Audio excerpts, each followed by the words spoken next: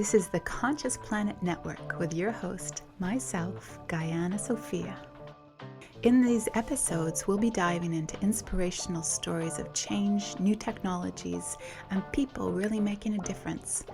There is just so much going on the planet right now that is helping to change humanity, our planet, and the future, and we need to know about it. So be sure to subscribe to the show so as not to miss any episodes. A big part of this is showcasing people who've stepped up and aligned with their life purposes, recognizing that the more we attune to our destinies, why we're here, the more we help expand and evolve our collective future.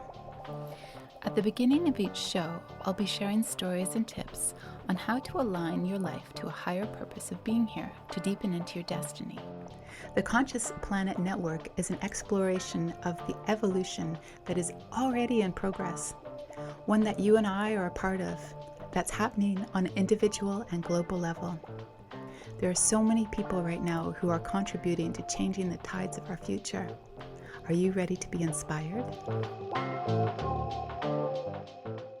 In this show today, we're going to be talking with Ahava Shira about the challenges of writing a book and how her process helps her bring more consciousness to the planet, as well as how to look after our emotional selves as we're witnessing all this change on the planet. But before we get to that, I would love to share about downsizing and simplifying when it comes to our life purpose. What does that mean? Well, when we are walking our paths of excitement and joy, and we're really stepping into the things that we love doing, we can sometimes take on too much. We can sometimes take on too many aspects. We're trying to do it all at once.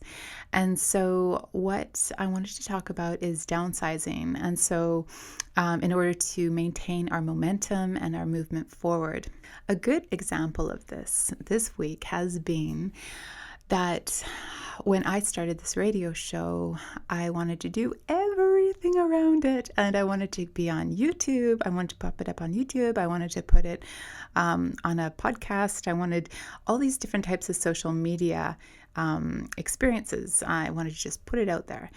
And as I was researching, I was learning more and more of what I could and should do. And the first week and second week, I got super overwhelmed. I was just like, oh my gosh, I just can't do that. This is not sustainable. And then I realized, wait a minute, I'm taking on too much. I'm taking on far too much. And all I need to do is get down to the basic bones of distribution, get it out there, make it good quality. But after a while, I want it to feel like it's super simple for it to roll on its own. And so I ended up letting go of the YouTube idea of actually getting it up on YouTube as well, and a few other things. And this week has been so much better. I've actually had a life. And because I've got other projects on the go. And so, and so if there's anything in your world where you are taking on too much, even though it's exciting and it's a part of your joy, it's good to check in just to make sure that, is it sustainable? Is it something that is allowing for your creativity to flow in the direction you want it to go? Or are you feeling overwhelmed by all of this goodness? And just a reminder that I'm putting on a sacred site tour down in Sedona, Arizona in mid-May. And if you are interested at all or interested in the future upcoming sacred site tours, then just go to my website at GaiannaSophia.com. You'll get it spelled out at the end of the show. And contact me and let me know, and I'll put you on the list. And on to our show. Welcome back, everybody. Today I am interviewing Ahava Shira. She's a lover of words. She has a passion for creating poetry. She's a writer, poet, author, and she's co-authored the Writing Alone Together book, which is a beautiful book for getting in touch with your creative writing part in yourself. So Welcome, Ahava. So lovely to be here, Gaianna. It's so good to have you. Now, Ahava's kind of one of my close friends, and I love her so much. Yes, the feeling is so mutual. Yeah, you're gonna be sharing in our love bubble here today. Yeah. So Ahava's been writing these books, and this last one that she's written and is about close to getting published. I'm still writing it, but I'm much closer than I was 2 years ago or 3 years ago, 4 years ago. Yeah. It's a memoir, so it takes a lot of work to go in and dive into and see what wants to come through. And for our listeners, part of the process of going in and finding our passion in life and bringing it out to the world can seem a little bit sometimes like, oh my gosh, there's, so far I have to go to create this book that's in front of me. It's like someone has written a book and it's all done, and it's like that must have been effortless. So I'm here to kind of like demystify that just a little bit. And so, Ahava, what are some of the challenges that you experience with writing a book? Wow. Well, like you said, it's not my first book. The first book that I wrote was in the 90s, and it was a poetry book that I published in 98. And then the second book was co-authored book, and we published that in 2014, but started working on it in 2007. And I also published a poetry CD.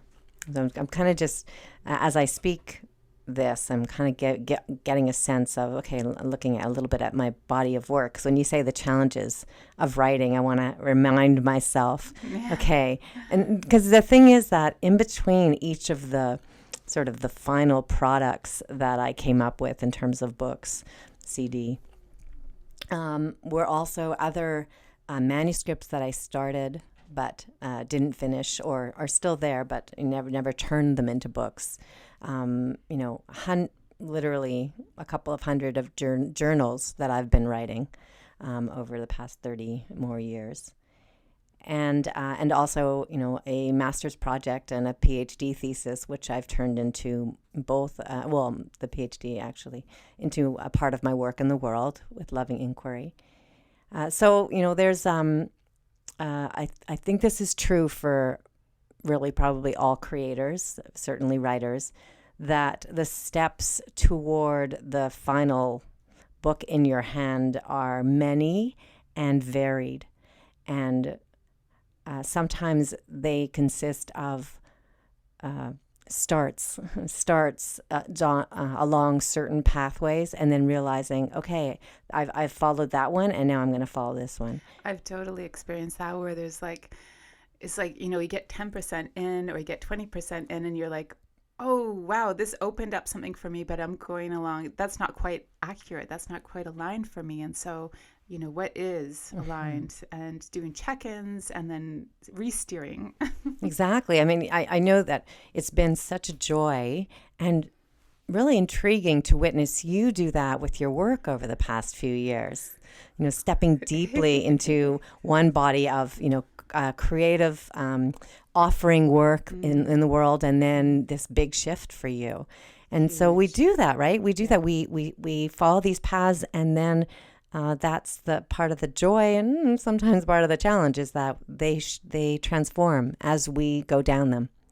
And so that certainly has been my experience. And I read once, and I'm not going to be able to quote directly, but something about it's like every word that we've written, or I've written until now, has led me to where I am right now. So they're all necessary, right? They've all been moving moving me in this direction. So so the first thing I would say in terms of challenge, and maybe let's look at them as challenges and opportunities, is that sometimes we don't know where we're going, or we're following a certain path, and it may not take us exactly where we think we're going, but to know that we need to follow that to get to the next one, and that's just a part of the journey. In terms of this particular body of work, this particular book that I'm writing, well, as I said, I've written a lot of journals and journal writing. In the book that I co-authored, Writing Alone Together, the subtitle is "Journaling in a Circle of Women for Creativity, Compassion, and Connection." And so the journaling process is a really rich process because it gives us an opportunity to write whatever we want to write. There's a lot of permission inside the journal. You don't have to show it to anybody. Now, in our actually practice of Writing Alone Together, we take that a little bit. We take some steps further down that path because there are opportunities to share it. Sure. But normally in the traditional journal writing practice, you're journaling for yourself and you're writing whatever you want. And so journaling it's such a great place to practice writing and also practice or listen to what's bubbling up. What are the ideas and thoughts and feelings and stories and interests and passions that are bubbling up? Because, I could imagine it being a really great way of becoming more authentic.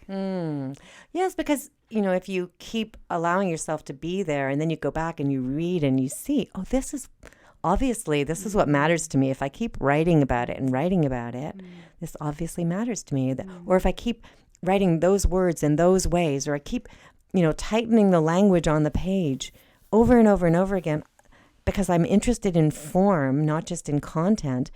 Well, I guess I'm writing poetry. That's exactly how I discovered that I wrote poetry, was through the journal. It was just that's what I started to do. It's so amazing. And I love your poetry, Ahava. Like, I read it and I melt, and I'm just like, I am so there with you in the moment and experiencing what you're experiencing, because you're sharing it so well. It's like, I have no words. I'm not a poet. No, I am a poet, Yes, but I just haven't done it for a while. Looks like I'm going to have to get back to my poetry.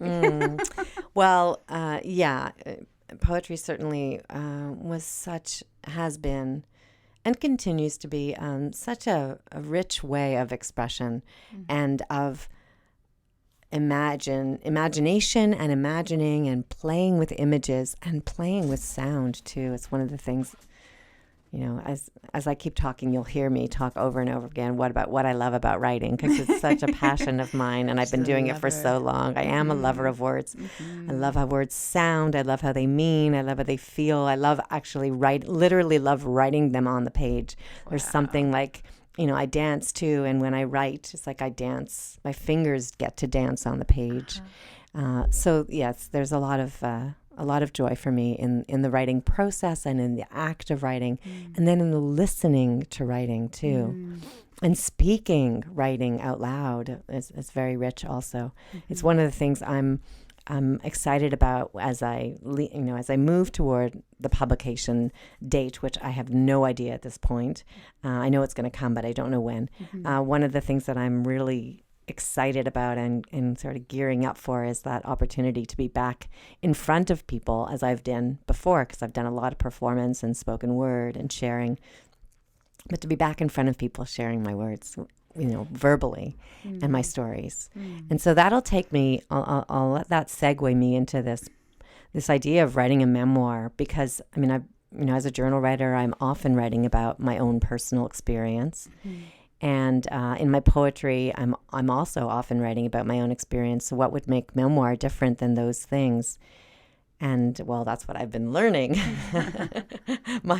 I'm very fortunate to have found a really beautiful mentor for this process of writing I've had a couple of mentors for this process of writing the memoir. And it's a different genre. It takes different skills, writing skills. A memoir isn't just a book about your whole life. It's looking at your life from a certain perspective. Maybe you want to look at a specific relationship over time in your life, or maybe you want to look at something that happened to you when you were younger and how it impacted the rest of your life.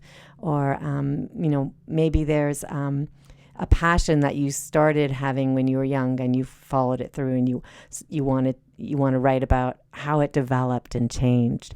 So it's a really it's a gift of a process because it gives you the opportunity to go deep and to discover things about yourself that you wouldn't necessarily if you didn't take the time to think about it and write about it and delve into it. So someone could actually have quite a few different memoirs. Absolutely. Sounding like I've never really thought about that. Yes. That's I mean, cool, there's examples. Maya Angelou, I think she had at least 2 or 3. Shirley MacLaine, I think, had at least 3 or 4. I'd love to read her. Yeah. There's a very kind of well-known woman who's written a really neat book about memoir named, what's her name? Kate Carr, I think her name is. She's written also 3. I know another woman, right? Goldberg. I have her book on my shelf. I'm not remembering her first name right now. Danny Goldberg.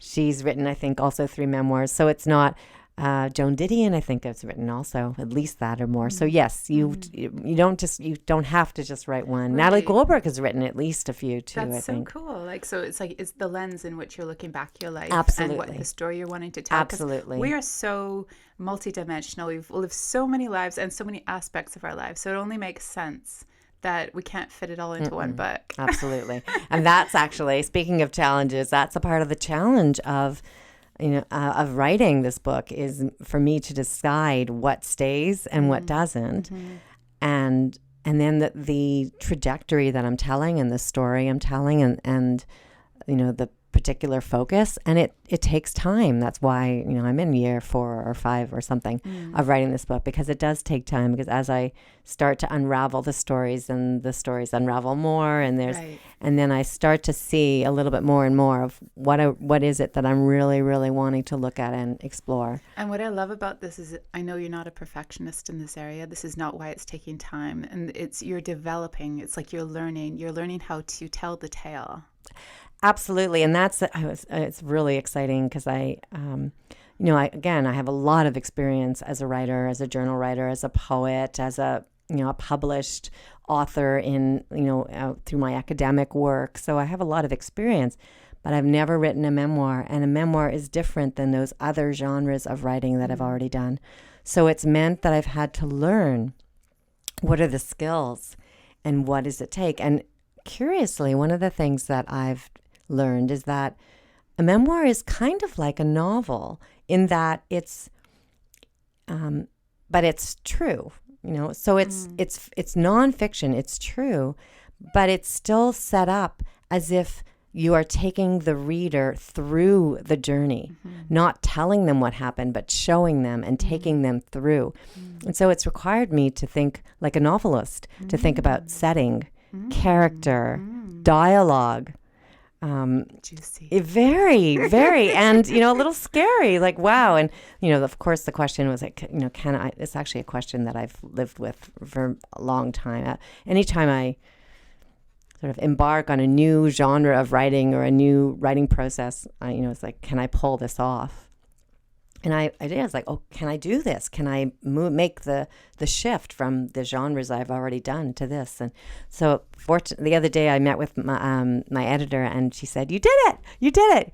I had shared some writing, and she said, "You've done it. You've made the leap from journal writer to memoirist." And it was such a thrill to get that feedback, especially from her. She sounds so cool, like what you've told me about her in the past. Yeah, she's pretty cool. I'm not going to say her name at this point, but she's mine. But what recognizing how much discipline and effort it has taken, and that's another thing I'll say about the challenge of writing.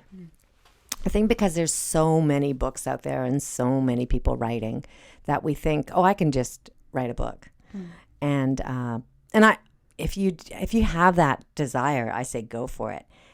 What I also say is that be prepared. Be prepared to work your butt off, actually to sit your butt off, because no book gets written without a lot of sitting and writing. And think about how many hours you think it might take, and then I would say, I don't know, like put that to the 10th no, come on. degree. Okay. I'm serious. I get you. Is there a tip that you can maybe alleviate because people will, I know, they'll could be think like, like, oh, how I'll do I never even do start. I this? won't even start. You're right. So is there any kind of tip you can share to like maybe make that time a little bit easier to work with? Like, because I think you have an amazing system where it's like you do it in the morning. You have your morning writings, stuff like that. You know, you can read many, many books by many authors about how they write, when they write, where they write. So I would, there's lots in the library. There's, you can do that. My challenges in terms of writing and discipline, yes, I block time off for sure. And there have been books that have been written by people with busy lives who then find an hour or 15 minutes to write every day or, twice a day. And it's So like do not, consistency. if you want to write. Don't let someone Ahava tell else's you idea, no, don't let someone else's idea of what it takes to write stop you. All I'm saying is that be prepared to commit to the process. Right, be persistent. And the writing process can be daunting because it's an unknown thing, right? We're writing into the unknown, and anything unknown can be scary, right? So that's one of the things that I've had to learn. I keep learning is how do I work with the unknown? How do I work with the fear that arises from the unknown? And I'm how do I put this? I can definitely veer toward the anxious. I say that kind of sweetly, like, oh yeah, I can be anxious sometimes, which is, but I can be pretty anxious and frightened. It's been a part of my journey is coping, with fear and anxiety. And so one of the most important things for me has been to learn, how do I do this and be kind and compassionate and caring with myself as I do it? And how do I meet the fear when it shows up? How do I meet the anxiety when it shows up? What can I do for myself? Beautiful. To support myself when I do feel that way? I love that. And I love that you have like a solution through in that way where it's like recognizing the block and then making a strategy. Because it's like, we can sometimes see blocks as like, oh, it's like I'm feeling anxious, I'm not going to move forward. It's like fearing of moving forward and believing that and not moving forward. And so when we can create some sort of, a recognition that, oh, this is a block, I've been here before, this is like what it looks like. Okay, so how can I strategize a way forward? Now, I would love to chat with you about how you feel that diving into doing this memoir work is actually bringing more consciousness to the planet. Wow. So, writing this memoir for me, one of the reasons that I've chosen to write this book has been to understand myself more deeply, understand the patterns that I recognize in my life, patterns of, for instance, anxiety and fear, and ways that I've treated myself or treated others that have been unskillful, you could say, or just, not. So I wanted and needed to look back to understand how events in my life shaped me. Really, that's what it is. It's like how I've been shaped by events and how that unfolded, that shaping. I mean, we all, or, there's an awareness that we carry memory with us in our bodies. We wear in a sense, we wear our experience. It's in our bodies. And so I've, through some symptoms that I was experiencing in my body, I realized there's something I need to pay more attention to. There are these stories, these experiences that happened to me that I needed to look at again in a new way.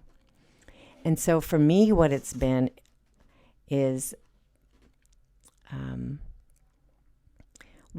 is doing the writing and diving in and bringing as much curiosity and openness and compassion and care to myself, my family, my culture, as I recount these experiences. So that, for me, is the transformation, is to move from the place of judgment or blame or shame.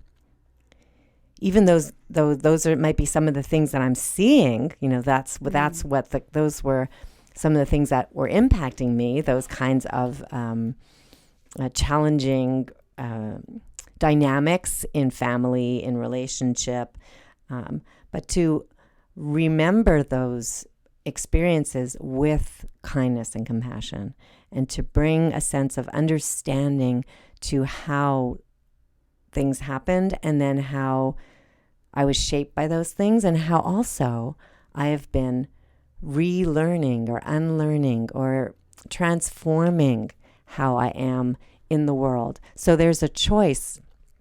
I think this is really, really actually quite profound.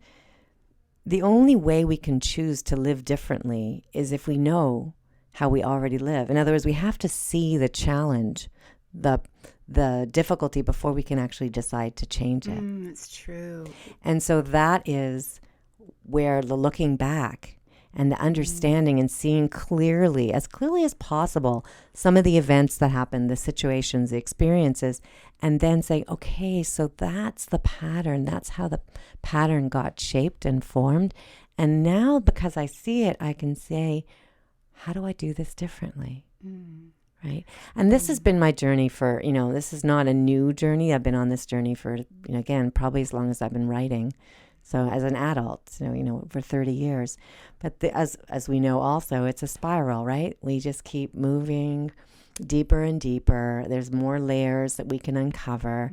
And there's never, there's always more room for compassion. There's always more room for seeing clearly and kindly. And how it changes, not just, so that, I think I'm talking about, how it's changed my consciousness in a sense, but because I understand myself more, I get to understand everybody else more, because we're so alike. The way that we function, the way that we're impacted by events. Of course, we have personalities and we're different, but we also all experience similar things. And so the more compassion and understanding I have for myself, my heart opens to, to other people who experience similar things, right? This I think, is a really perfect example of doing our own work and having it affect the rest of our world. And that's where, and as you're telling the story, it's like I can see how, it is bringing more consciousness, because you're bringing more consciousness to your life experience. You're making choices based on that consciousness or that awareness, and you are opening. It's like, rather than breaking apart, you're breaking open into inclusivity. It's like into instead of the judgment of self, it's transferred over to actually acceptance of self, which has transferred over to accepting of others, those around you. Absolutely. And that's so beautiful. It makes me feel like, the environment you create for yourself is just so supportive and so blessed. Oh, that's so sweet. And that is, again, that is the antidote to fear and anxiety. So that's what I would encourage anybody who is writing already or wants to write. And then, fear is going to arise. Liz Gilbert, who, the author of Eat, Pray, Love, just wonderful, wonderful writer and human being, talks about fear. Oh, and in her book, Big Magic, she talks about fear. And she says she always knows and trusts and expects fear to be with her in every project. She doesn't expect it not to be there. Oh, I love that. Don't expect it not to be there. Yeah. Then it's just like, you don't have to be like, oh my gosh, it's there again. Yeah. That bastard fear.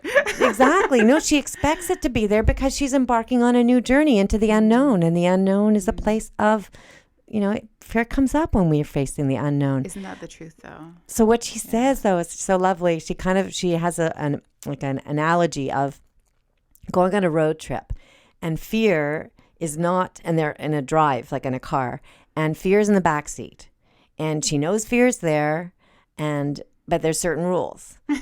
Fear is not allowed to choose the music, right? Fear is not allowed to, to drive, to put their hands on the wheel, because that's what we usually do, right? Yeah, We're like, exactly. Oh, shit. Actually, put its foot on the brake. It's Right. usually where fear likes to be. Right. So fear has its place in the car. Yeah. She knows it's coming with her, but there's rules. So what is fear allowed to do then? I guess we'll have to read. I'm trying to remember what it's allowed to do. I don't remember. Sorry, Liz. But you'll have to read the book. Yeah. So it's a beautiful book. Very inspiring. Again, around the writing process and creative process. Yeah. Well, I love that, and tapping into what can we do about fear, because that's like I love this container of it being in the back seat. So just looking at it from a different lens of how can we use that kind of analogy for, looking at the world as the state of the world. It's like we looked at, the internal part of, existence of your life, and now it's just like, and you brought it out into like accepting, as you accept yourself, you accept the world around you, those around you. And we have created effects in the planet, or people, men and women, have, made decisions that have caused, global warming and all these other things. And so I'm just wondering how you would apply that in that case. I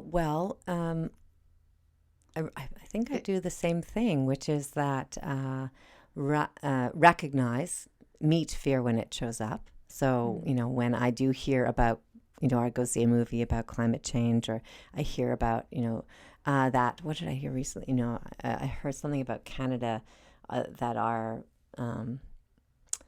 temperatures are rising more than, or something's multiplying more than anywhere else in the world, or something like that, and which is even more reason for the carbon tax, something like that.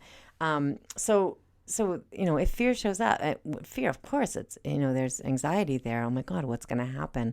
So seeing it, acknowledging that that's happening, where do you feel fear in your body, right? What's happening? And then holding it, like as if you're holding a child, as if you're holding, because really the fear is a sense of that, what's going to happen? Oh my gosh, I feel scared.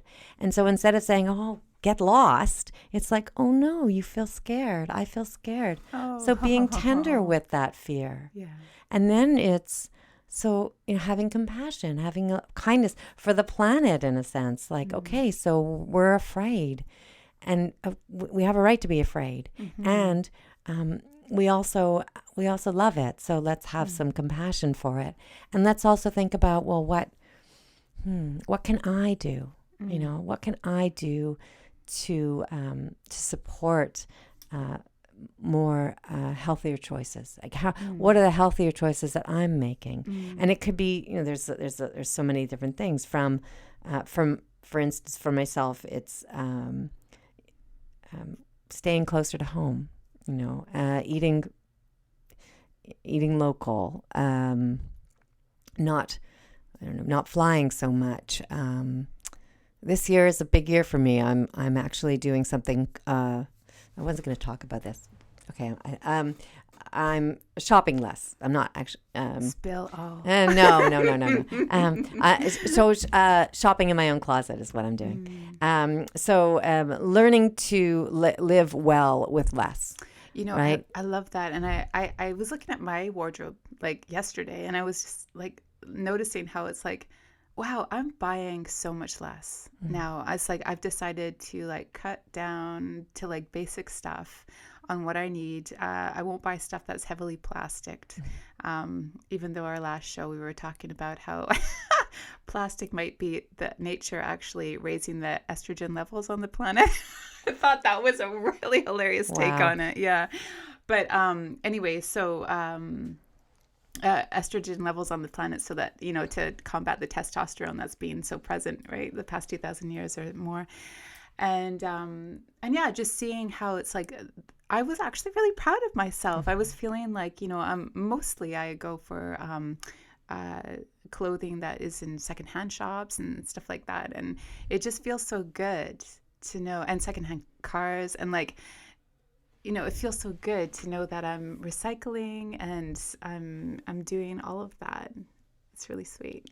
Yeah, so I think, we each find also whatever skills you have, if you can, as a performer and a writer, I've used those skills to, theatrically and creatively to speak about issues. So that's another thing, using the skills we already have to, whether it's through activism or, performance, or, maybe it's through radio, right? Right, And, yeah. so, and like you're doing, spreading the word about, things that are happening that are really good for the planet, right? So raising the consciousness in that way, reminding us that, that there is hope, that there Totally. is, and the other thing I would say is, two other things is to allow ourselves to be sad. It's like recognizing that there's fear and being tender with that fear because it's natural, because, and it's also an unknown place, just like the creative process. I mean, it's unknown. We don't know how it's going to really look. But also to be willing to grieve and feel sad that of what's already taken place, and a lot of the destruction already taken place, and to feel and hold ourselves with that sadness too. Like it's okay to be sad and necessary to feel. So maybe what I'm saying is feel, and at the same, and also with that sadness and that there's also the joy of the spring is here again. Right? The birds are singing and the frogs are croaking and the flowers are budding, and life is going on.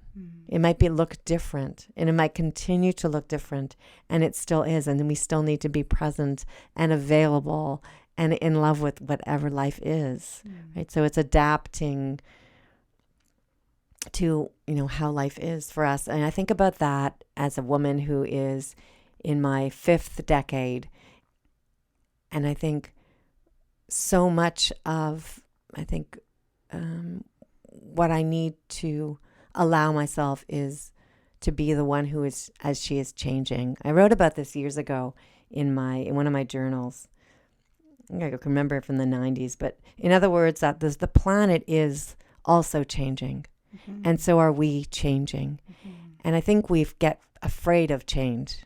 But all life is change. The Buddha, who is one of my main teachers, says everything is changing. Things are impermanent. And so to welcome, just like welcome fear or welcome sadness or welcome joy, welcome change, and learn how to accept it, which is not easy sometimes because we get really attached to the way things were. Totally. And I love that. I love that you have brought that to the table about looking after our emotional self, because we are emotional beings.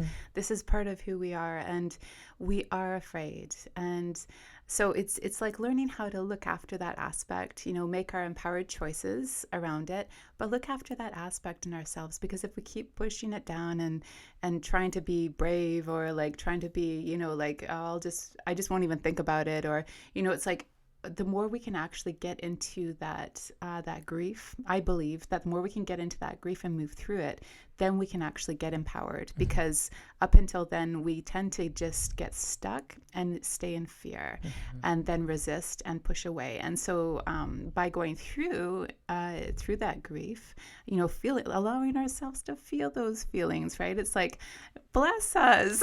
Yeah. We're gorgeous beings, right? And we're tender and we're vulnerable. Totally. And So it's all beautiful and important. And yes. And so, bless us. yeah. Bless this experience, right? Well, exactly. It's pretty intense, this living thing. Yeah. It is. And so if you're having a hard day or a hard month or a hard year, be tender with yourself. Write in your journal about something beautiful, and also just acknowledge it's hard. Sometimes life is really hard, and see if you can give yourself some extra loving if you're feeling that way. Yeah, maybe just go ahead and do that today. Find something lovely you can do for yourself. Yeah. Right? Yeah, absolutely. And I will too. Oh, good. We all got to do that. Ooh, yay. Ahava, we're running out of time. Oh my And gosh. I know it just flew by. And if people want to get a hold of you, how would they do that? Well, I do have a website if you want to learn more about my work in the world with Loving Inquiry and also with Writing Alone Together. So the website is www.lovinginquiry.com.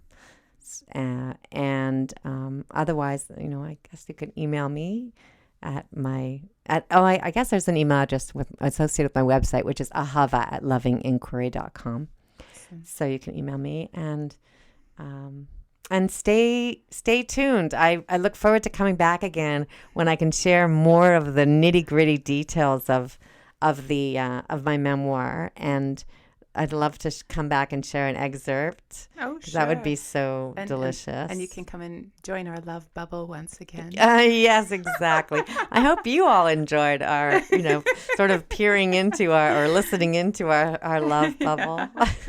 And if you have any questions for Ahava, you're always welcome to join the Facebook group after this broadcast goes live, and we can answer questions and stuff like that. And so that's under Gaianna Sophia. That's the page, and the program is the Conscious Planet Network. So thank you everyone for joining us, and we will see you next time. Thank you for taking these stories in. I hope they inspire you to walk to the beat of your own drum and start to tickle your curiosity into the possibility of enjoying a bright and beautiful future. May these stories inspire us all to see a greater vision of what's possible for the world. If you like this story and want to hear more, then Google Gulf Island Community Radio and listen live on your computer every Friday at 11 a.m. Pacific Standard Time.